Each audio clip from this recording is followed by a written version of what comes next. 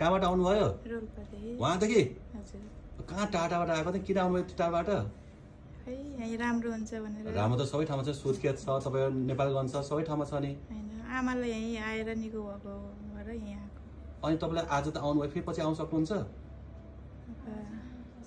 होइन त वहाँदेखि आउनु गाह्रो पर्छ नि रोल्पादेखि त अब राम्रो भयो भने फेरि आउनु पर्ला नि राम्रो भयो को आउँछ र होइन फेरि राम्रो राम्रो भएको आउँछ हेर्नुहोस् राम्रो भए कोही आउँदैनन् नराम्रो भयो नि कोही आउँदैनन् नजिकको मान्छे पो आउन गाह्रो सहिलो नि है विश्वासको मान्छेहरूलाई एकचोटि त जो पनि आउनु खोज्छन् दोस्रोचोटि गाह्रो छ नि दिदी ठिक भयो छ डाक्टर साहब म ठिक भयो भन्दा किन आउने ठिक नभए 13 मा किन आउने होइन र ठिक छ ल तपाईँ सबै जाँच गरेको छ सबै जाँच भयो होइन उहाँदेखि सधैँ आउनु म भन्दिनँ मात्र हजुरलाई म के सहयोग गर्छु तपाईँको आफ्नै बहिनी हुनुहुन्छ दिदी हुनुहुन्छ भोलि भविष्यमा केही गाह्रो साह्रो भयो भने तपाईँ आउनु होला हामीसँग भेट्न र तपाईँसँग उहाँसँग हामी भिडियो च्याट गरौँला र उहाँको समस्याहरू बुझेर औषधि पठाउनु पऱ्यो पठाउँला र त्यही औषधि उता पाइन्छ नि ठिकै छ है यसो नि त उसो उहाँलाई मिल्छ भने 1 महिनापछि तपाईँ आएर हामीसँग भिडियो च्याट गराइदिनु न उहाँसँग के कस्तो सकिन्छ नि त्यो गर्न